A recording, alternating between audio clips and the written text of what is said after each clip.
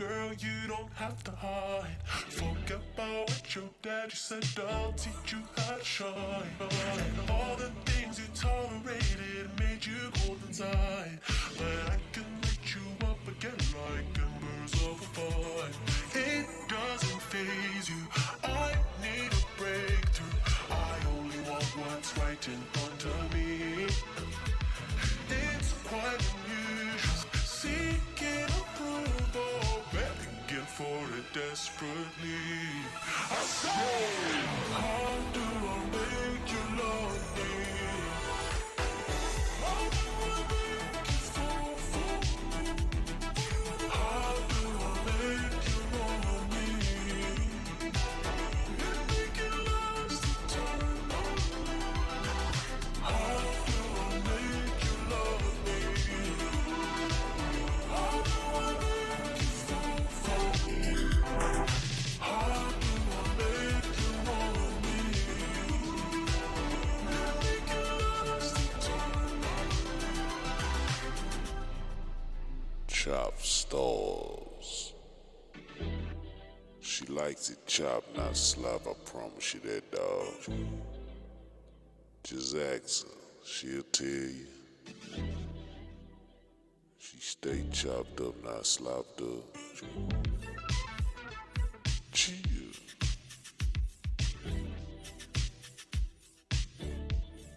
DJ Candlestick.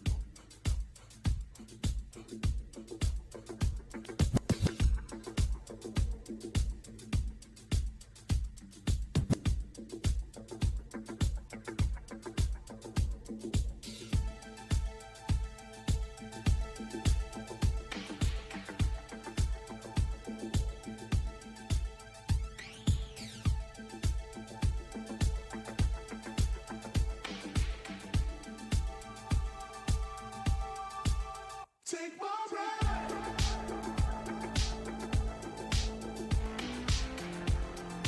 Take my breath.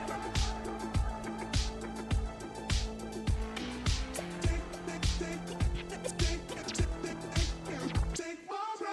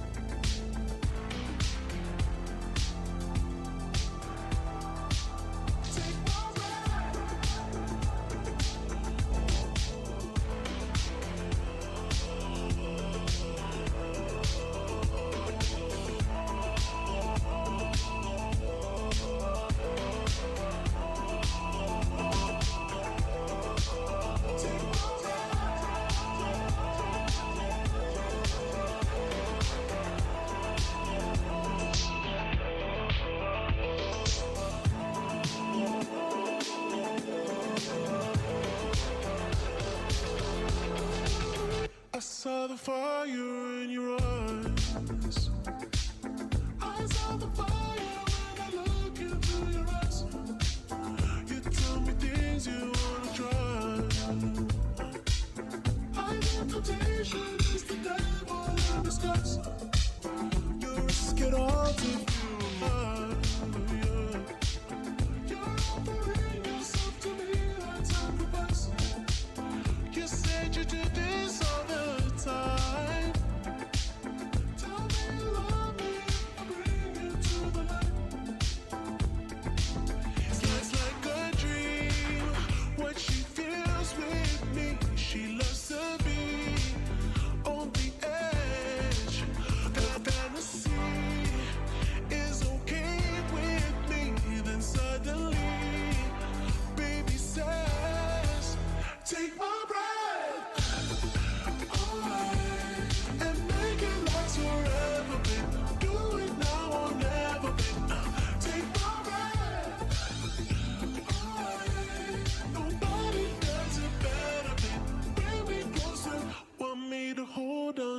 tight. Want me to hold on to you tight. Want me to hold on to you tight. You got me close, I feel the heat between your thighs. You're way too young to end your life. Girl, I don't wanna be the one who pays the price. Ooh, it's like a dream. What she feels with me, she loves to be on the edge. Her fantasy is okay with me. Then suddenly, baby says,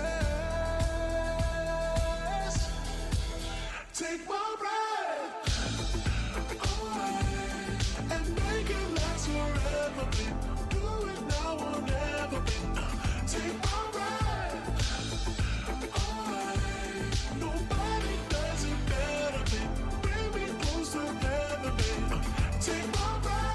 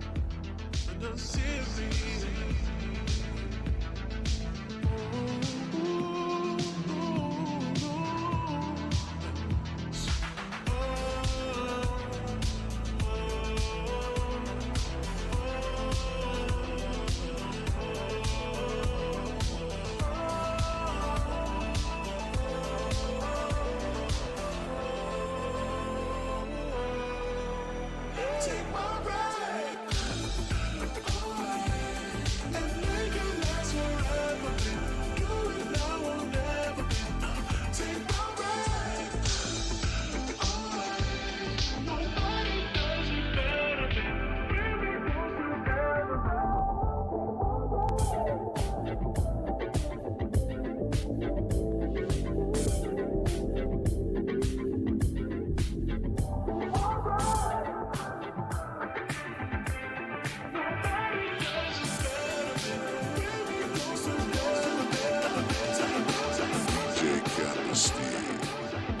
Purple Dawn FM. Chopped up, not slopped up. I was born in a city where the winter nights don't ever sleep. So this life's always with me. The ice inside my veins will never bleed. Love.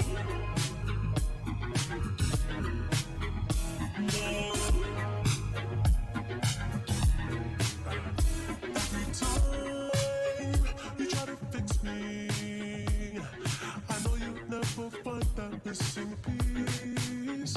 When you cry and say you miss me, I'll lie and tell you that I'll never leave.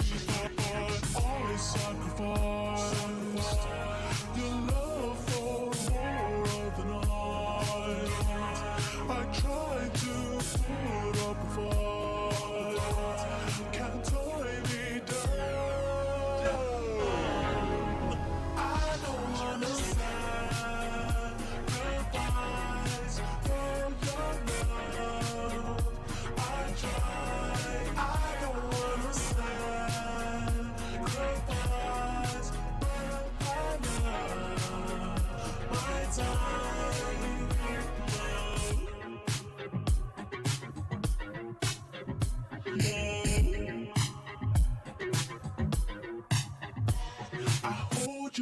toughest parts when you feel like it's the end. I hold you through the toughest parts when you feel like it's the end. I hold you through the toughest parts when you feel like it's the end. Cause life is still worth living. Yeah, this life is still worth living. I can break you down and pick you up and fuck like we are friends. But don't be catching feelings. Don't be out here catching feelings. Cause always sacrifice your love for more than I tried to put up a fight. Can't tie me down. I don't wanna sacrifice for your love. I try. I don't wanna sacrifice, but I love my time. I don't wanna sacrifice for your love. I try. I don't wanna sacrifice, but I love my time. Oh, baby, I hope you know that I tried. Oh, baby, I hope you know I love my time.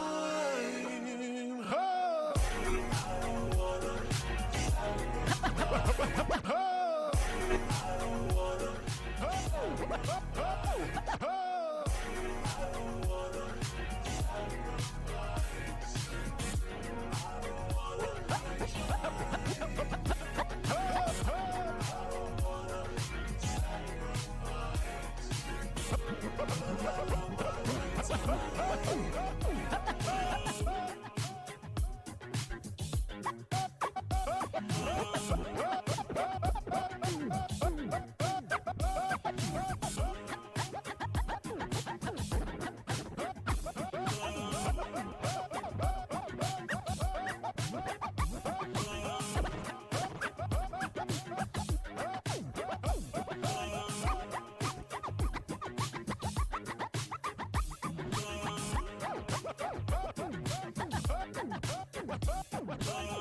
Who pissed my DJ off? DJ Candlestick. And yeah, live from the Purple Dawn. It's the Purple Dawn FM. Our homie the weekend. Chopped up and not slopped up. That's it. What up, Cash? Looking back now, I didn't know what it was supposed to be. And it's like raising kids, man. If you weren't raised, you don't know how to raise, you know? I just did the best thing I could with them because they know fucking well I loved them. But I did to do the best I could. I didn't know what the fuck I was doing. I didn't. I will never forget watching my mother get put in a straitjacket and taken out of my home when I was only 7 years old. She was diagnosed with dementia praecox and put in a mental institution leading Welcome. I'd like to start off the stream by saying, please. That's it. No. Please have grace for your local streamer, all streamers, shit. Because y'all, it be a lot. Let's just start there. It be a lot going on. And it's a lot to do this.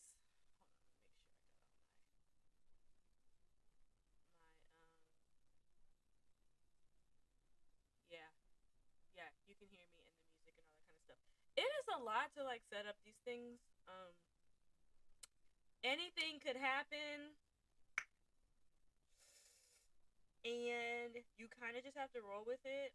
It's what I like. It's what I like about streaming. It's kind of like the next level of entertainment for me. And that was the element of dance and performance that I really liked. Just like rolling with stuff and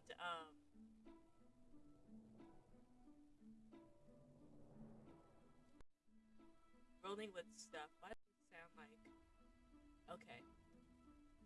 Like rolling with the punches and things like that. But honey, okay, so let me tell y'all what happened. It's 7:21. I'm finally getting started because I was going to print my notes out, but then I remembered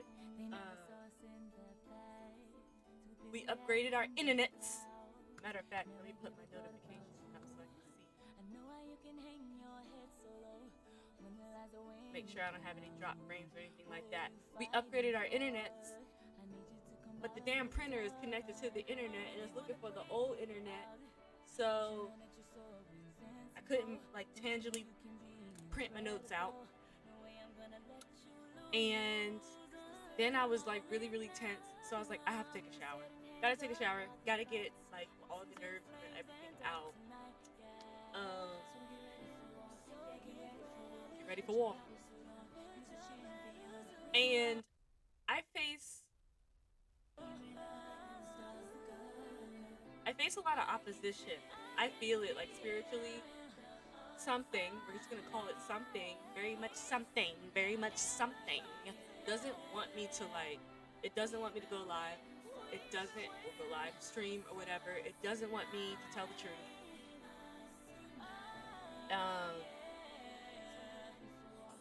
It doesn't want me to connect, doesn't want me to help y'all, doesn't want the message to go out. So like an hour before, it's always something that happens that's trying to like bring my mood down and make me say fuck this. Like last time, I really said fuck this. I got all the way in the bed, laid, wrapped myself up, and was like, I'm not streaming. I'm not doing it. I don't care.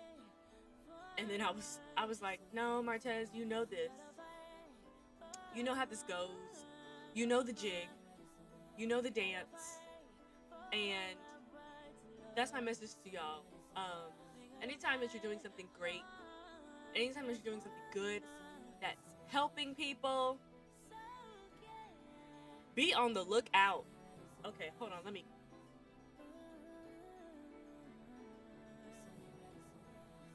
Because I still want to be cute.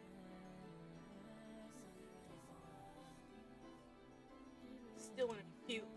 We haven't mastered. There's a way. Black girl headphones. There's a way to do this. You gotta have like some hair in front of the headphones, some hair in the back. Whatever. Okay, because I'm an introvert. It's incredibly rare. So anytime you're doing something good, you're gonna face. Be on the lookout for some opposition. Anytime somebody comes to me like they have a really good idea, a really good company, or just something that they really want to do that's gonna help people, the first thing I tell them is to watch out. Watch out, because there is going to be bullshit. There's going to be bullshit that's coming. And that's how you really know you're on the right track. So that kind of ties into our message today. Today we are talking about making the tough decisions in life. All of my streams kind of start off as an Instagram story talk / rant / y'all need to hear this, but I'm kind of just getting some thoughts out. And that kind of resonated with a lot of people. And I'm not surprised, because all of us are, that's life. Life is a series of decisions, and it's very easy to get caught up and feel like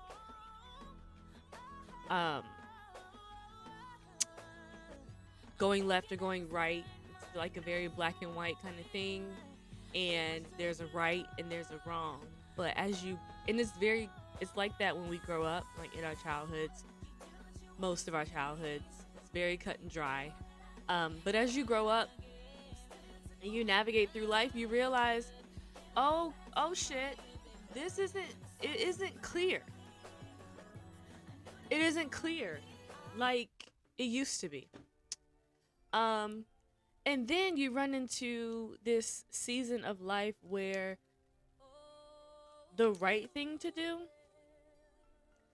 the decision that you have to make, is the tough one. It's not the easy one. It's not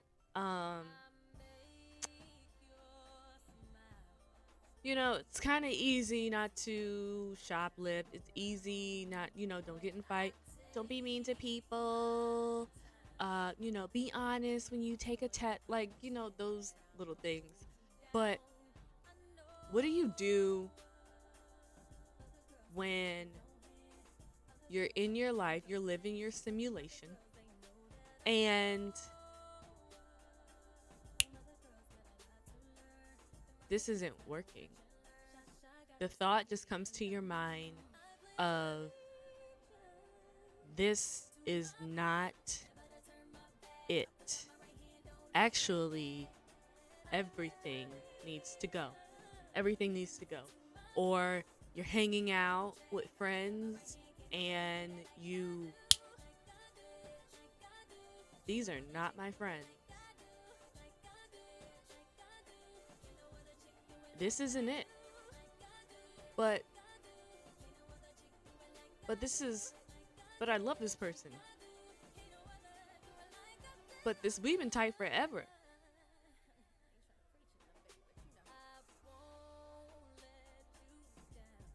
So now they gotta go. Or you're in a relationship, you're laying up with your partner, all cuddled up, and hold on, that was a weak snap. You hear, this is not the person that you're supposed to be with. It's not the person that I have for you.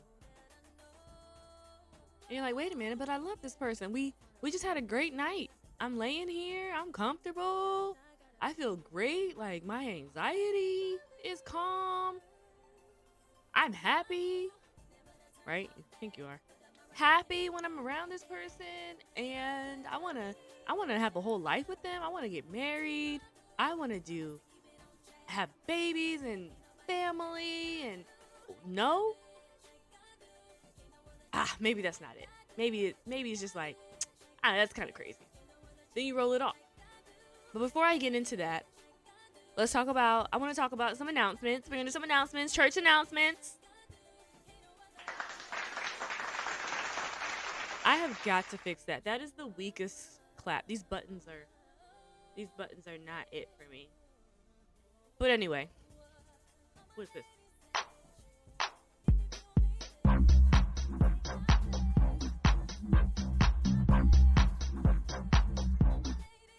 Anyway, announcements. ARUHeals, HEELS, which is the physical, what's the word? Here we feed the spirit, heals we feed the body. It's the physical exercise, the physical healing aspect of this conglomerate. We have had our 2-part Heals series. We've had the first part last Friday, February 4th. Yeah. And that was our Heals Foundationals class held at Triangle Dance Studios in Durham, North Carolina, hosted by NC Underground Dance. That day we went over our foundations of dancing in heels. We talked about strength training. We worked on our walks. We worked on our bevels. We had some exercises, short choreo that talked about drilling the things like that. It's great. It was fun. It was a whole lot of fun. Follow ARUHEELS on Instagram. We are releasing a recap of that class if you're interested tomorrow. Part 2 is going to be February 25th at Triangle Dance Studios in Durham, North Carolina. Same place, same time, 8:30 p.m. And that day, we are gonna go over choreography, and that's gonna be a stiletto flow. I'm feeling really sexy. It's going to be a really cool, flowy type of vibe. Very excited. Um, and so those days from the 4th until the 25th, everybody who attended the first part of the class got a 21-day workout plan for free. And well, it was included in the price of the package, but 21-day workout plan to get their body right, practice all of the foundations so that they have a better chance of being more successful in part 2 on the 25th. Additionally, no, that's all. That's all of my announcements, really, right? Hold on, let me pray. Yeah, I think that's all.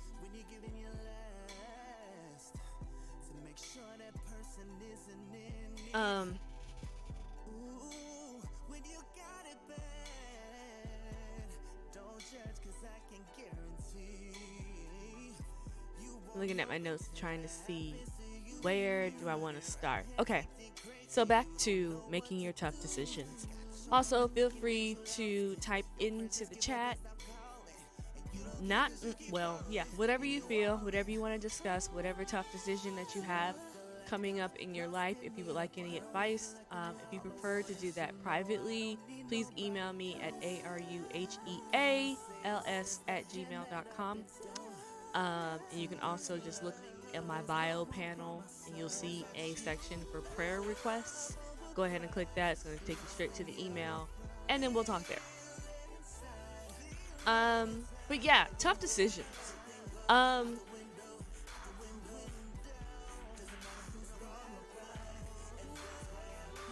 There's a negative connotation with tough decisions, and that is what holds us back most of the time from moving forward. So some key points I want you guys to focus on is that avoiding the tough decision in itself comes at a cost.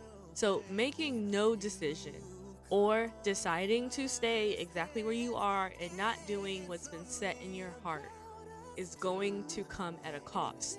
Let me tell you what is never, ever, ever, ever, ever going to happen. Your gut feeling, the direction that you need to go, the decision that you need to make is never going to change.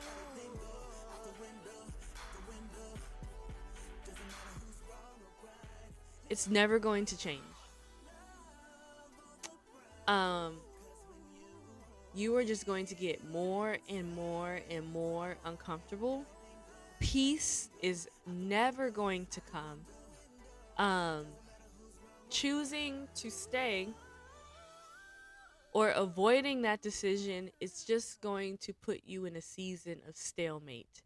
And the stalemate season is you're going to go through a series of steps. First, you're going to feel really comfortable. And you are going to feel like you've made the right decision. Because the hard part, the work itself, appears to be too much work, too much cost, and you're gonna feel like, man, I'm glad I stayed. I'm glad I did. But that is going to shift over time. You are going to get depressed. And you're not gonna know why. Because you're gonna kind of forget, you're gonna convince yourself that you made the right decision, thus making self forget about the decision in the first place. So you're going to go into a season of confusion.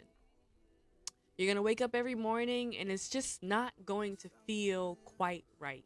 And you don't know why. You're not going to know why. The pending anxiety of the day is going to be something that you can't reason with. You can't outwork it. I mean, it's that feeling like You wake up in the morning and you do everything on your to-do list, everything. The dishes are washed, the clothes are folded, you did all of your work, you sent all of the emails, you prepped for all of the meetings to come. All of your kids' hair is done, the laundry is done, it's put away. The house is clean, spotless. The car is clean, the dog is washed. Why do I still feel like shit?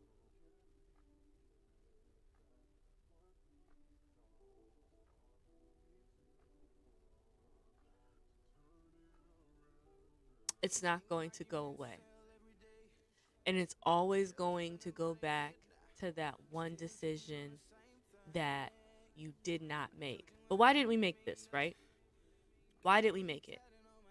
The next key point is we avoid making tough decisions because our focus is on the temporary discomfort or uncertainty rather than the much longer lasting benefits and peace on the other side of the decision. Anytime I've made a tough decision, the hardest freaking part was getting to the point of going, was getting to the go. The hardest part was all the anxiety and the angst that happened before the thing happened. Once I did the thing, it was peace. Once I did the thing, it was easy.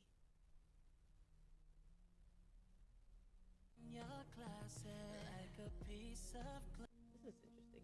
Once I got there, once I made the decision, it was easy. Back in 2019, my life fell apart. But my life fell apart because I was in a relationship that I knew I wasn't supposed to be in. I knew I wasn't supposed to be in that relationship the first night that I spent with this person. But I was in the works of self, and I thought, if I exercised patience, if I just supported and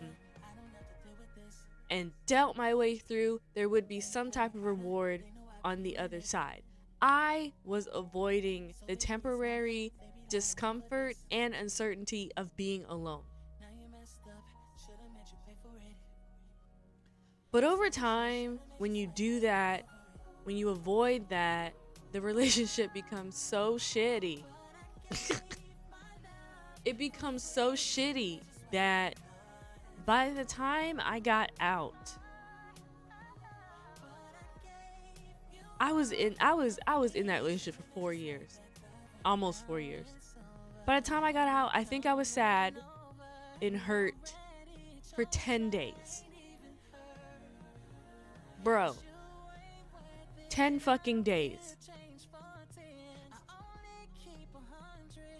And that's me. Like when the doors are closed with me. I know everybody is not like that, but the time that you spend in hurt or uncertainty is nothing compared to the time that you waste being unsure about things.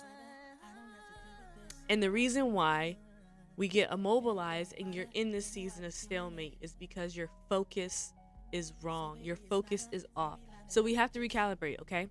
You need to think about how great you're going to feel after doing what you need to do is necessary. That's one. Number two is there are two types of pain.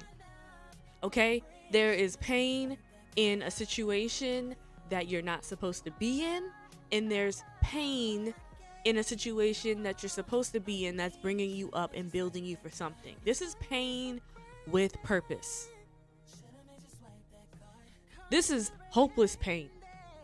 They are not the same. If we are going to pick pain, if we are going to be in pain, because you can't avoid the pain.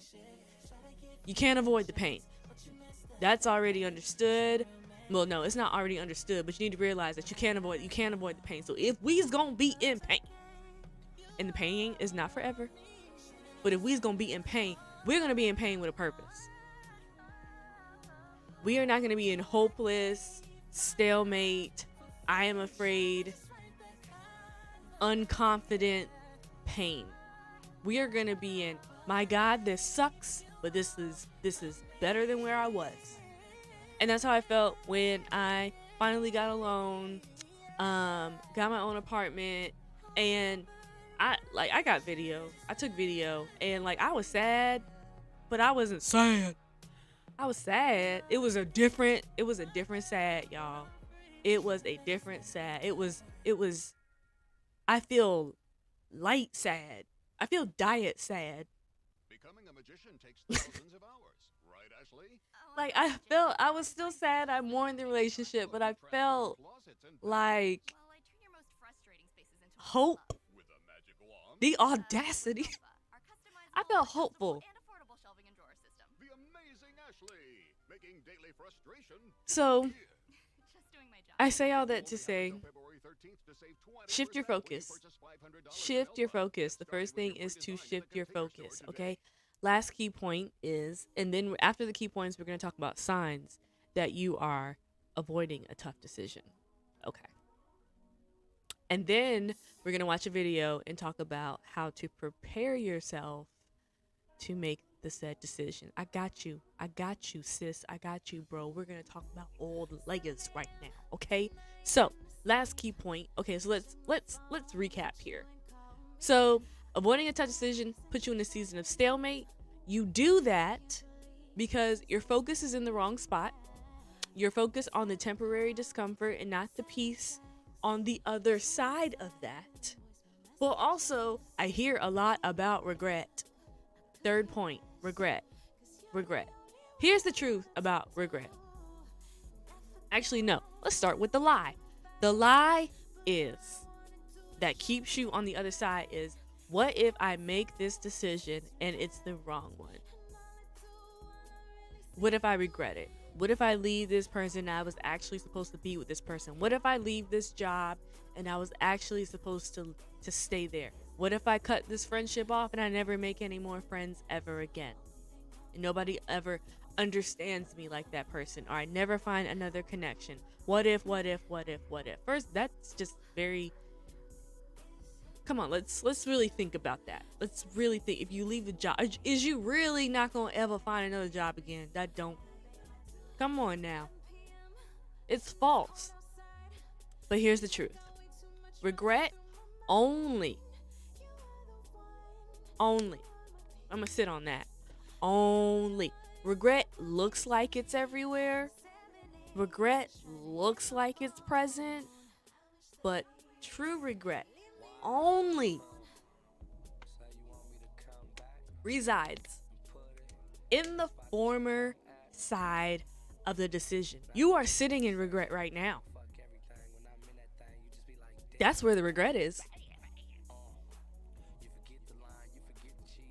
Now, the decisions that we're talking about, these are tough decisions to make.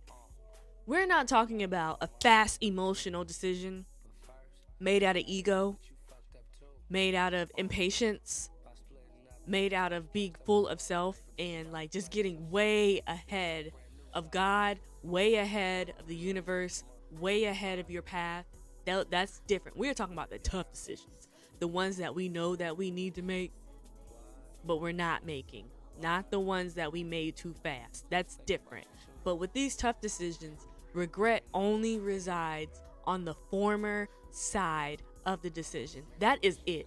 That is where the regret is. We're in it right now. If you haven't made the moves, you sitting in it. And it's gonna seep up. It's gonna creep up on you. Okay? You will never find regret on the other side of the tough decision. You will not find. The only thing over there is peace. The only thing over there is peace. Peace and placement towards peace. You'll feel it. Like once you make that, you feel yourself like, this fucking sucks, but this is a different kind of suck. And I feel okay about the fact that this sucks right now. And that's confusing. And I'm confused at why, because you're you're getting closer to peace. You're coming up on peace. Not making a decision because you are afraid you will regret it later is a thought from Satan. That is a thought from Satan. That thought, I don't know if you want to do you want to do that? You might regret it. When you know that's what you need to do. When you know that's what you need to do. That is a thought from the darkness. Straight thought from the darkness, the pits of the dark, the pits of it. Don't do that. Don't listen to that. That is not your thoughts. That is not there to guide you. That is there to keep you in fear, to immobilize you, to keep you from pressing forward. Immobilizing thoughts are not God. Immobilizing thoughts are not the right way. So, let's talk about signs. Because, we're talking about these key points, but let's really hammer home that the thing that you are contemplating on is actually a tough decision that you're avoiding to make. What are the signs? Here are the signs. First sign is the knowing does not change year after year. Year after year. The knowing, it don't change, it don't go away. The situation of chaos or uncertainty doesn't just magically become clear and peaceful. It doesn't morph into something else. It still is what it is. You still know what needs to happen. Don't matter how hard you work at it, how hard you try to make it work. It doesn't matter how much you change yourself. I hear that a lot too, like, I gotta be more patient. I gotta be more this. I gotta do that. I gotta take these meds. I gotta, maybe if it's not you. It's not a you thing. If you want to make it you are in the wrong environment. So if everything else if use this microphone and this room is everything else and this microphone is in the wrong spot, it don't matter. I could put the microphone over here. I could put the microphone over there. I could turn the microphone up. What if I do it like this? What if I go to microphone school? What if I buy a new microphone? Switch it out? No. It's not you. You need to be removed. You need to be removed. You need to go. You need to go to a place that fits you, that was made for you. You don't have to make it. You don't have to make it. You don't. Praise the Lord. You don't need adapters to make it work. You don't have to change. You don't have to plug. You don't have to redo your configuration for stuff. These are a whole bunch of adapters, and I thought, these are a whole bunch of adapters I thought I needed for this microphone to work, and it wasn't. I didn't even know. It was not the adapter. It was the system. This is for Apple. This is just Apple. You know how Apple be. But it's not you. It's not your configure. It's not anything that you need to do other than the thing that you know you need to do. You need to do that. But all this other stuff to make it work ain't it. That's not what you need. So sign number 1 is your knowing does not change year after year, change after change, morph after morph, class after class, degree after degree. Man after man, baby after baby. It's not changing. If your life, you keep changing everything else, examine what am I avoiding? What am I avoiding? Sign number 2. There is an increase in coping mechanisms. Sex, substance abuse, substance abuse, social media, shopping, really anything of the 7 deadly sins. is an uptick. Gluttony, you eating a lot. You're posting a lot. You're taking a whole lot of selfie. You're just fixating. You're fixating on things. You're cooking a lot. You could be cleaning a lot. That's not a sin, but if cleaning is your coping mechanism and all of a sudden, like, you out here cleaning, like, not only are you cleaning the baseboards, but you're like taking them out and like repainting them and stuff, and then you're like putting them back in. Like, girl, boy, they, them, can we? So let's talk about me, because I can only talk about myself. Mine was the substance abuse. Skyrocketed.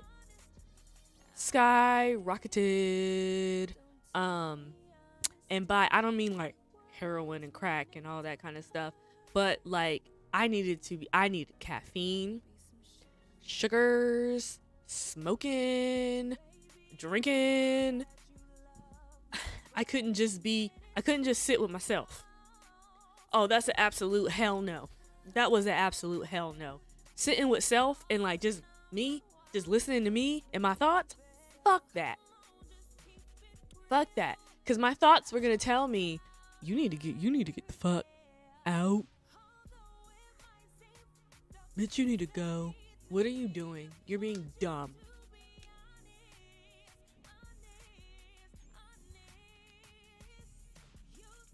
And that's how I know. Anytime I'm in a situation, particularly like alcoholism runs in my family on both sides. Heavy, child. Heavy. I am a tequila. Well, I've stopped. But tequila straight. I don't do no chasers. I don't like chasers. I don't like juice in my alcohol. Why? Because the juice takes up stomach capacity. I can have more alcohol. Why would I want some juice in there? It don't even make no sense. Give me the alcohol. Okay? Straight. I know that if I have to have a shot to do something, I don't need to do it. I don't need to do it. That's me trying to calm the thoughts that is telling me, no bitch, no bitch, no. How about no? This is a no. It's a no for me. Should be a no for you, and it is a no for you. That's me trying to calm down the no. So whatever your thing is, eating,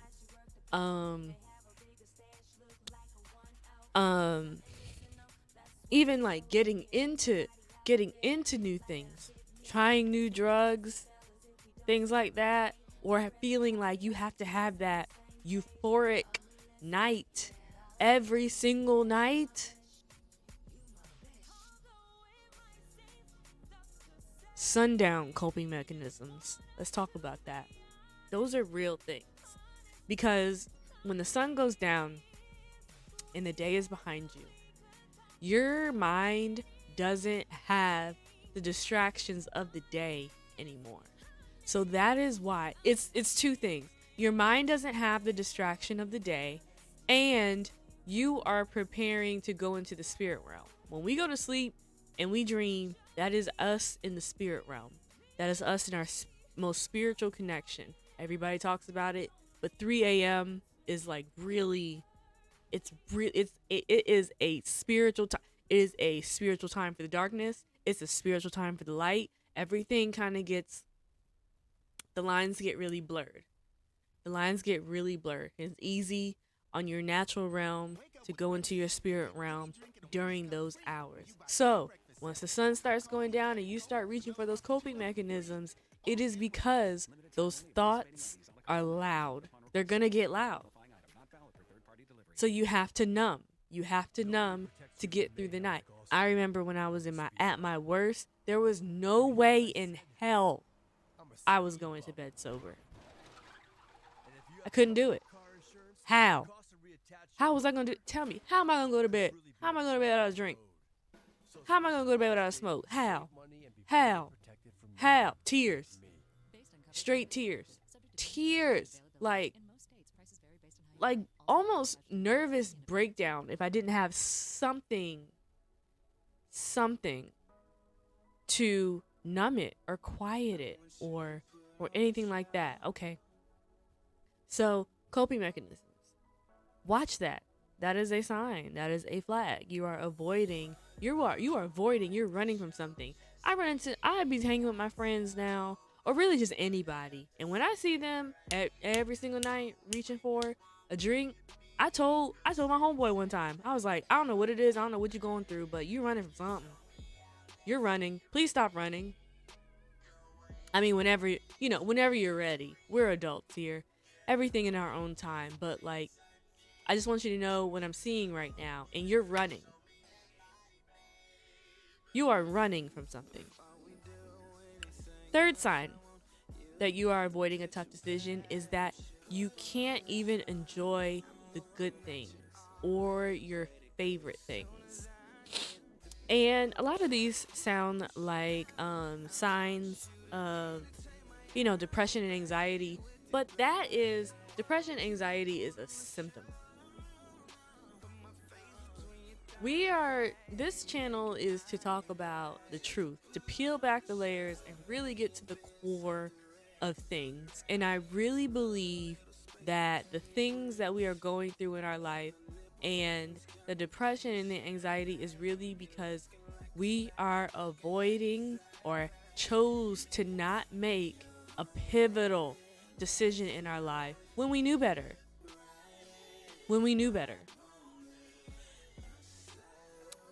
The number 4 sign is increased anxiety and impending doom. You are constantly uncomfortable and you're easily angered. I don't even want to talk about how many years of my life I lived in number 4.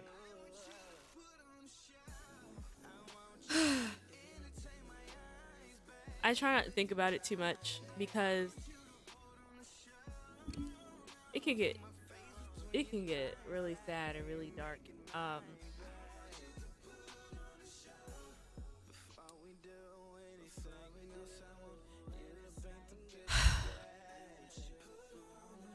I just really pray. I really pray for your comfort through this time.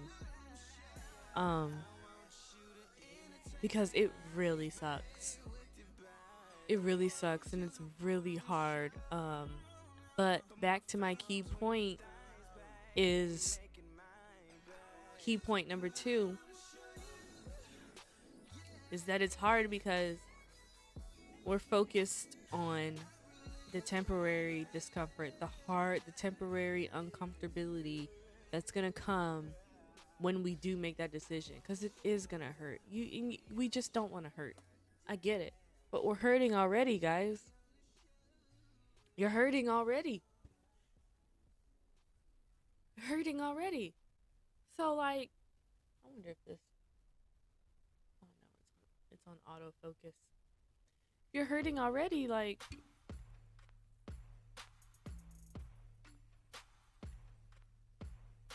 Come on. I never heard this song before. Hold on.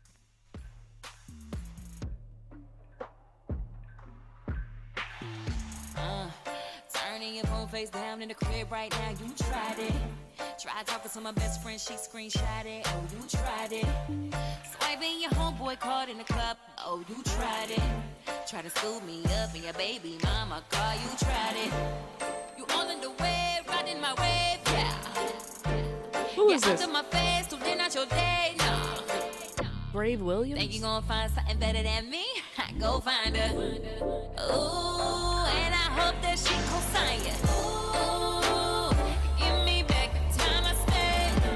Oh, I'm so petty, I'm gonna need every cent. Ooh, I must have been out of my mind, yeah. I feel like there's a breakdown. So wrong, boy, you tried it. Why she calling your name? We sitting at the game. Why you turn your face, look in the other way? Trying to wipe me up, but I don't know where you stand. I'm starting to feel like this was a mistake. Cause, bruh, you all in the wave, riding my wave, yeah. Bruh, you're out of my face, so they're not your day, nah. Think you gonna find something better than me? Go find her. Ooh, and I hope that she co-sign you. Ooh, give me back the time I spent. Oh, I'm so petty.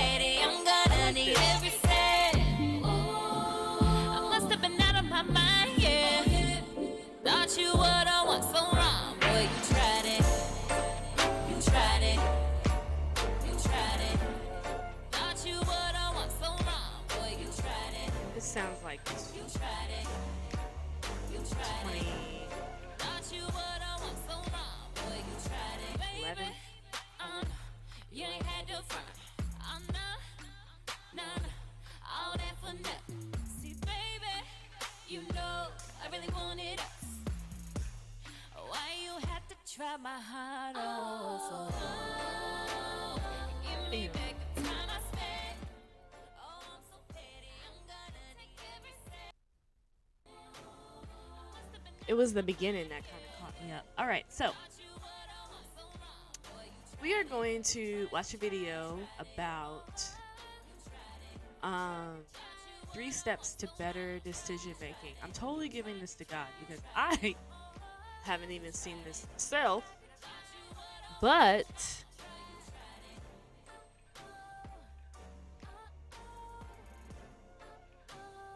know you tried to try it.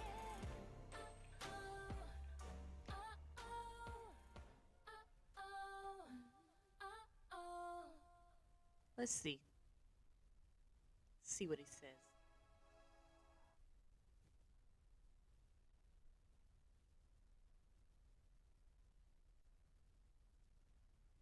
And the students were presented with a challenge. The instructor split the group of students into teams and then handed each team an envelope with $5 of seed funding for their brand new operation. They had one task: turn the $5 into the most money possible in a short time frame. The final part of this exercise came early the next week, when each team was required to present to the rest of the students, highlighting what they had done and the amount of money they had generated. I'm sure you are all now strategizing in your head. What would you do if given the same choice? And I'm guessing you're wondering, well, what did the winning team do? Would it surprise you to find out that the winning team didn't even use the $5? So what did they do? Well, they sold the rights to that presentation to the rest of the class to a company in town that was more than happy to pay them for the privilege of pitching a group of brilliant Stanford students with the aim of recruiting them to join their organization upon graduation. The winning team spent the short amount of time they had maximizing the real opportunity they had, the presentation, which required challenging the constraints of the exercise. In this case, that $5 in the envelope. Constraints prevent innovative ideas from ever developing. Step number 1, if you want to excel at decision making, always start by challenging the constraints. I find the decision making process fascinating. I run the strategy team at Ability. We're a leadership development company based in Austin, Texas. Translation, I like this. Challenging the constraints would be challenging the way that you think and the way that you actually see your situation and the truth of it and the truth of it all. That places people in team-based competitive business simulations to mimic the decisions they make in the real world to better prepare them for the challenges ahead. In the past 3 years alone, over 20,000 professionals in over 30 countries have participated in one of our simulations. We get to work with some of the most innovative companies on the planet, and we get to witness firsthand what truly exceptional decision-making looks like. The 3 steps I present today are distilled from those observations, and they focus on what to do before you decide. It doesn't matter if you're a professional on the precipice of a critical choice, or a parent in the midst of a conundrum considering the path to take with your child, or a student deciding what school to attend or what major to pursue. We all make thousands of decisions each day, and we are all striving for an edge. I started with that Stanford story because it highlights something that I see time and time again in our simulations. Too many teams jump right into solving a problem, and they accept all the constraints we present them with. If you want to excel at decision making, begin by considering what barriers are holding you back. Start there and see what is possible. Step number 1, challenge the constraints. To introduce the second step, share something that probably won't surprise you. One of the most impactful periods during our simulation is actually after the experience is over. When people and teams reflect on what went right and what went wrong. We do this often in life, and we call this exercise a postmortem because we wait until the event has concluded. Here's what our time with leaders around the world has taught us. Take this postmortem approach and flip it around. Embrace a premortem. Consider what failure would look like before you ever go down a path. It's human nature to strategize an approach and then formulate all of the ways that you will be successful. I like that. I like the idea of a pre-mortem. It's gonna put you in the right mindset, because if you do a pre-mortem before making a tough decision, that's when you realize that you are already in your worst case scenario. And that's where the idea of regret and angst kind of gets shattered, because you're already in the worst situation possible. Actually, like making that decision and failing at it, failing what you believe is failure, is still progress. And it's still better than where you were. I like that. A pre-mortem. All right. Continue, Oak Lawn. Don't get me wrong, it is great to envision your success. And you really should only pursue decisions that you believe will have a positive outcome. However, I've watched professionals strategize grandiose plans of the many ways they will triumph in our simulation. But many times, all of that energy comes at the expense of spending any time brainstorming how they might fail and the many ways they might fail. So now let me tell you a story about snakes, the British government, and a striking example of where a pre-mortem could have averted a decision-making disaster. Oh, Lord. During the era of colonialization in India, the British government was concerned about the number of venomous cobra snakes in Delhi. After countless failed ideas, the government decided to offer a cash bounty for every dead cobra. Initially, this was an extremely successful approach, as a number of snakes were killed for this new reward. Here's the problem. Imaginative individuals started to breed cobras, explicitly for the income they could now generate. Oh, I thought about the rats. It didn't take long. The government became aware of this, and they quickly scrapped the reward program for dead cobras. However, Smart. this led the cobra breeders to set their now worthless snakes free. The wild cobra population became even worse than it was initially. Oh, shit. The apparent solution for the problem made the situation even worse. This is now unsurprisingly referred to as the cobra effect. It is also a perfect illustration of the power of a pre-mortem. Before we decide, we choose most often. Pause. Examine your life. Oh my God, how many times have we done that? The cobra effect, where we thought this is great. The cobra effect, where you thought like you were making the right decision, you come up with a whole plan, and then you just end up making it so much worse. You make it so much worse. Now in that scenario, I don't really know what the right decision would have been. Probably, actually, how about don't colonialize? Stay your ass. Leave the cobras alone. Stay your ass up there. But anywho, the cobra effect. I need to write that down. The cobra effect. Avoid the cobra effect.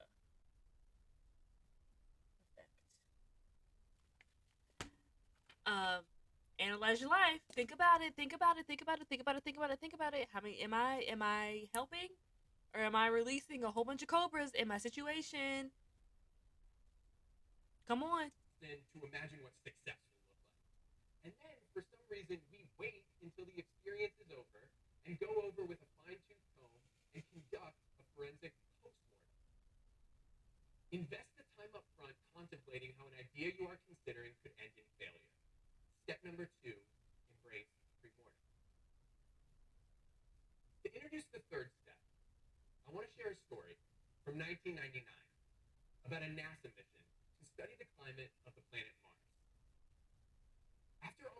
months of travel and a build cost of over $125 million, the Mars Climate Orbiter spacecraft burned and broke into pieces due to a navigational mistake. I remember that. The fascinating thing about this failure was that it was entirely preventable. There were multiple teams working on the project. One of the teams used the metric system in their calculation. Another team provided crucial data using inches, feet, and pounds. I wonder who that was. I wonder who that was. Some of the smartest people on the planet, legitimate rocket scientists, forgot to check that both teams were using the same unit of measurement, and the consequences were catastrophic. Thus far, Who the hell? I'm mad because who uses inches in science? And pounds?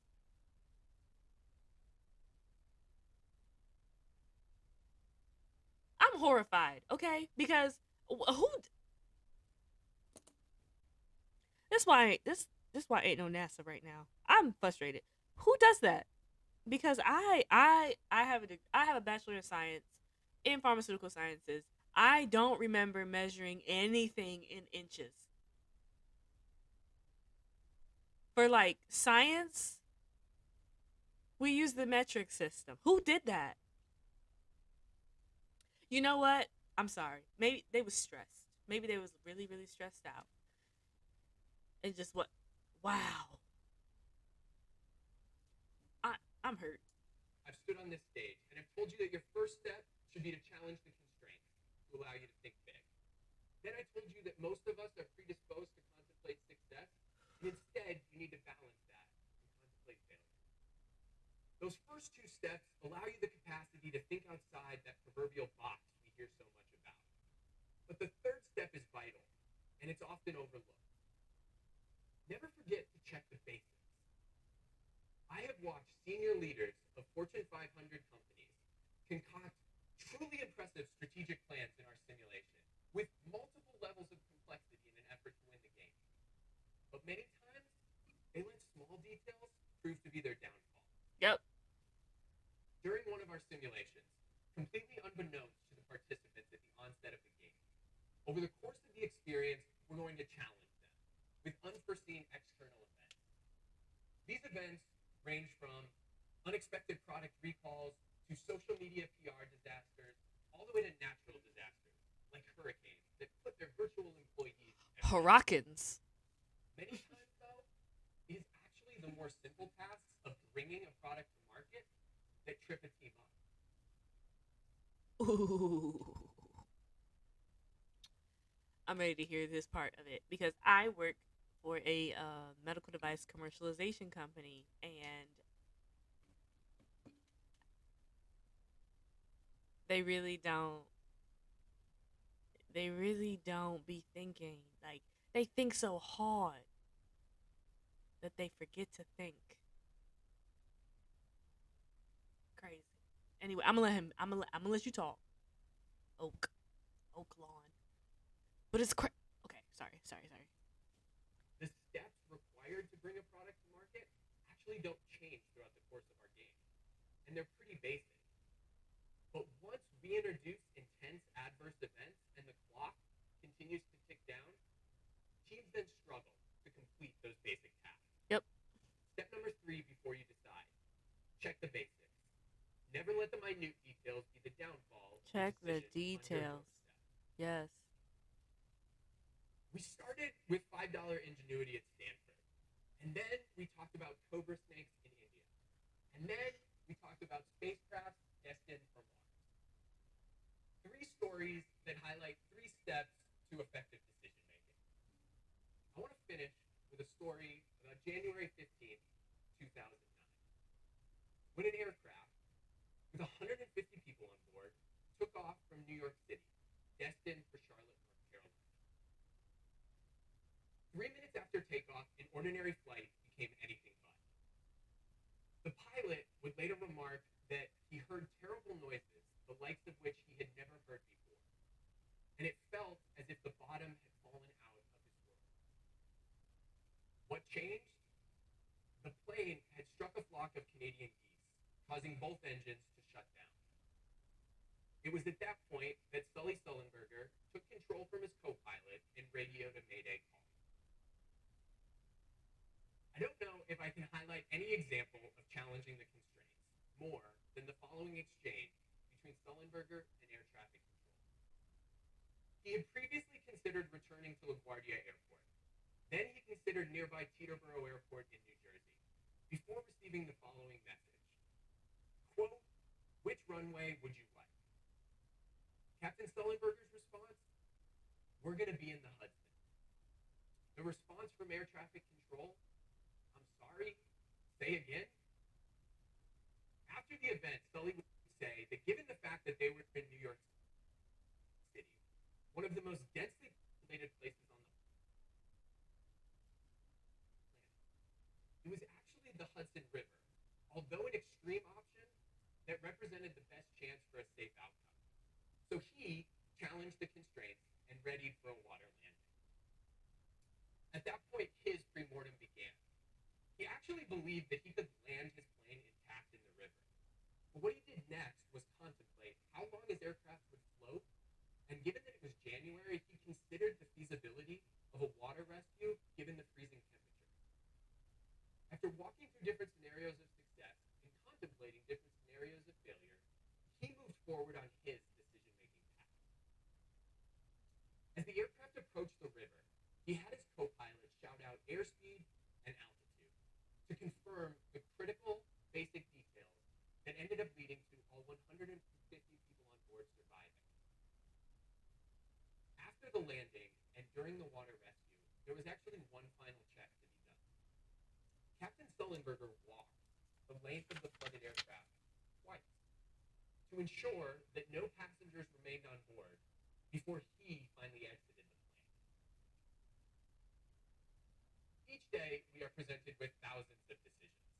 It is my greatest hope that you never face anything as perilous as what Sully faced that cold January day. But no matter the gravity of the decision you face, before you decide, first challenge the constraints to allow you to think big and think different.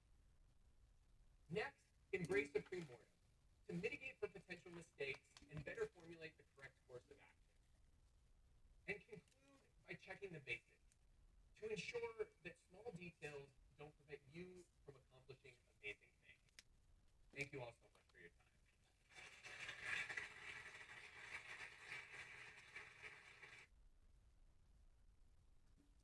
Thank you so much. I really enjoyed that.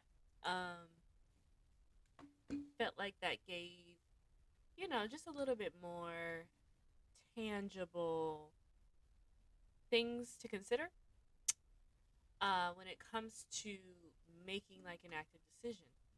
So I would say to definitely hold on.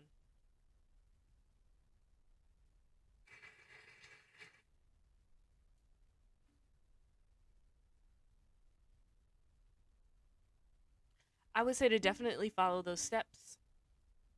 If you are, um, if you recognize that you are at the precipice of a tough decision, but you still kind of don't know which direction to go. If the knowing isn't as loud, I will reiterate that you need to challenge your constraints and really take a look at your situation and your circumstances for what they truly, truly, truly, truly, truly are, and not just what they appear to be.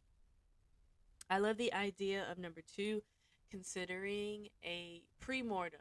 Um, have a talk with yourself about what failure truly looks like, what direction could this thing go, and be really honest. I think that if you're really honest with yourself, you are going to realize that you are already in your worst case scenario, and that really making this decision can only go up. You really can only go up from where you are. You can only get better, and you can only acquire peace. The last thing, which probably is my favorite is to check the basics. Check the basics. I'm going to elaborate on that more. I'm going to add check the basics and just the basics. So take your emotions out of it. Take your time and attachment to people and your relationships out of it.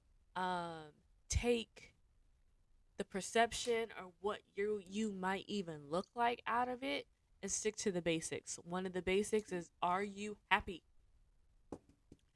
Are you happy? That's a basic. Are you at peace? That's a basic. And that's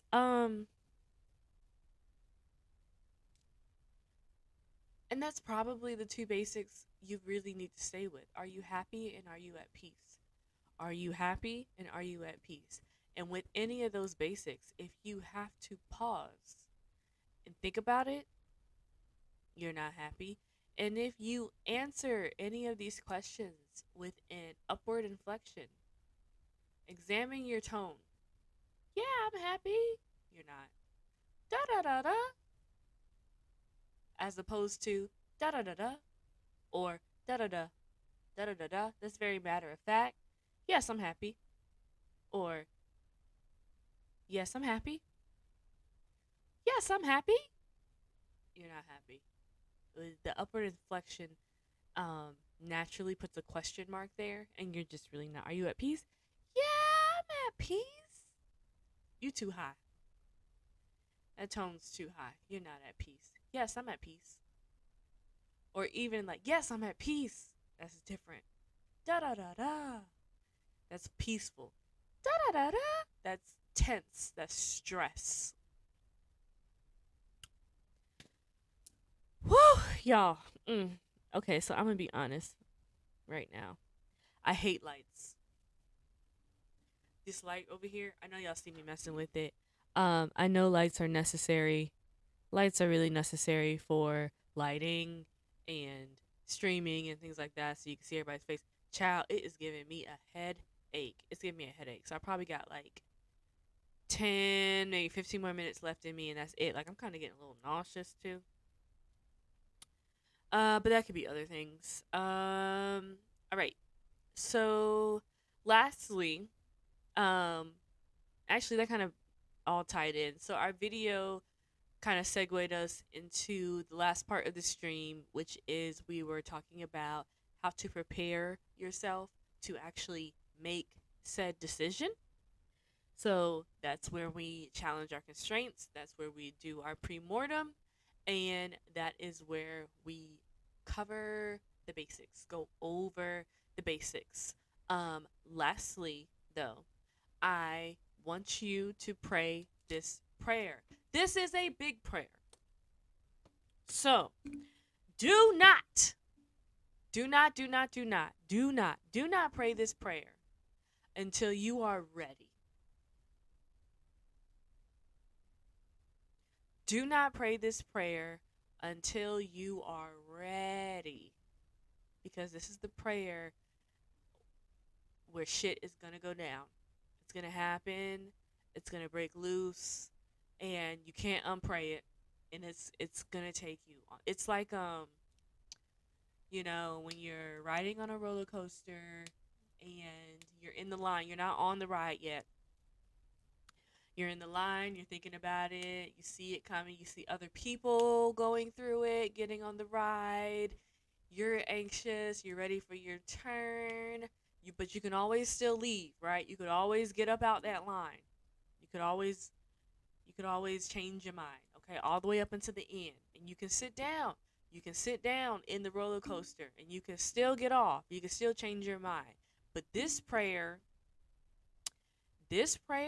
puts the seatbelt on. It brings the tick, tick, tick, tick, tick thing down, and it puts the seatbelt on. And when you hear that click, or you bring that thing and you hear that click, and the hydraulics lock, and that is it. You are on the ride. You are not getting off. They can't override this. You can't get off. That's what this prayer is, and this is how it goes. It says, God, whatever you have for me, please bring to me. But whatever is not for me, please remove from my life. I trust you. Again, it's God, whatever you have for me, please bring to me. Whatever is not for me, please remove from my life. I trust you. I prayed this prayer in January of 2019. I knew my relationship was over, but I didn't know what else. I knew it was other things that were probably going to go along with it too. Child, after I prayed that prayer on the patio of my apartment, I like hugged my dogs and I slept in the bed with them very, very close because I didn't know if they were even going to go too. I didn't know who was going to go. I just knew niggas was going to go. Okay? Um, so after you pray this prayer, do not pray it until you're ready or at the end of yourself. If you're at your wit's end and you just can't take it anymore and you're out of plans, that's when you pray that prayer. And after you pray it, you need to say goodbye to everything and make peace with it. If it's meant to be with you, it's not going to go. But you got to stop fighting. Got to be ready to stop fighting on all of that. And you got to say goodbye to everything. Say goodbye and just completely give it all to God. Say goodbye to your animals. Say goodbye to your relationship. Say goodbye to your friends. Like in your mind, you got to call people up and stuff. Don't do that. But say goodbye to your house. Say goodbye to your apartment or whatever. Say goodbye to your job. Say goodbye to your hair. Say goodbye. Just say goodbye. God always wants you to be healthy, so you're not gonna have to say goodbye to your health or your sanity or anything like that. But like tangible things, say goodbye to your car, because maybe you got a car you can't afford, you wasn't even supposed to have in the first place. Say goodbye to all of that, all of it. And lastly, I will leave you with 2 scriptures. After you pray that prayer, you need to turn to Proverbs 3, verses 5 through 6.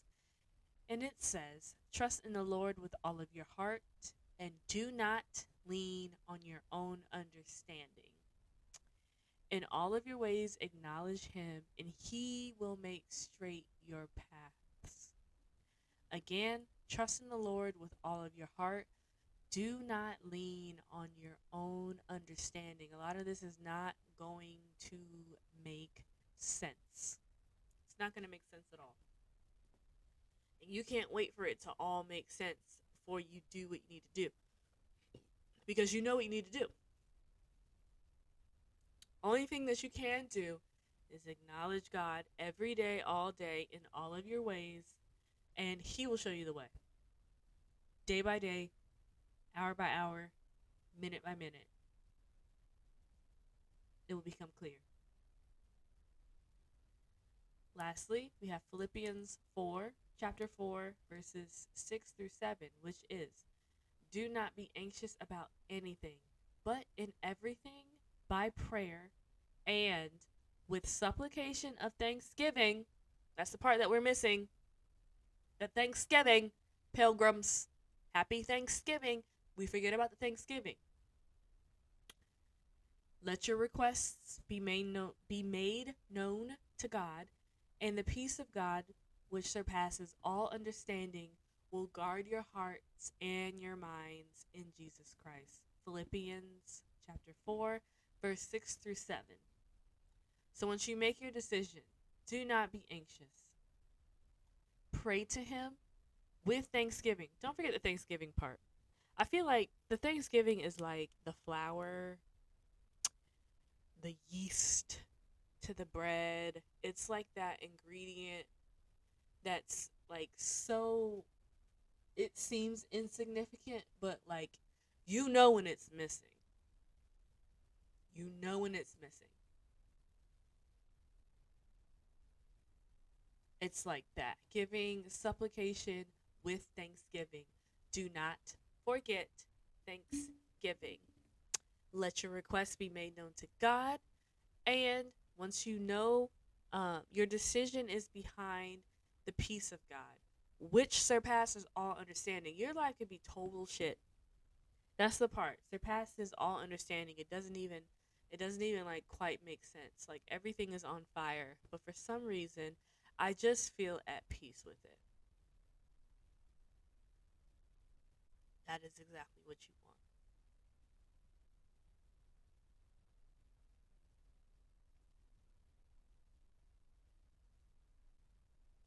I hope today um fed you guys. I hope you felt blessed. Um Pray for me, your girl. I got a little bit of a headache coming on.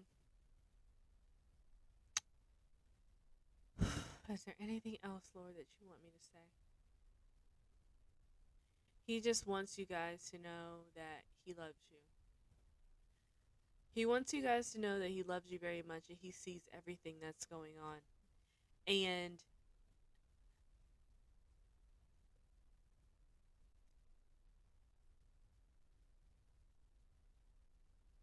everything seems fucked right now, unjust, and completely out of his hands. And he wants you to know that all of it is going to be made right very, very soon.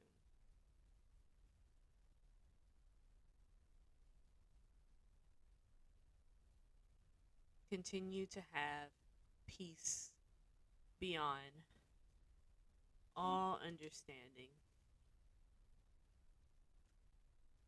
Continue to have that.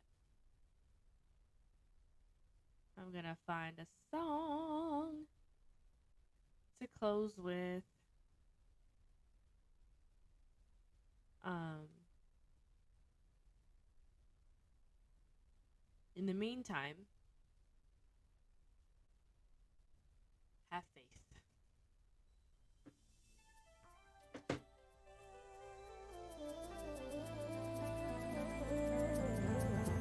I love you.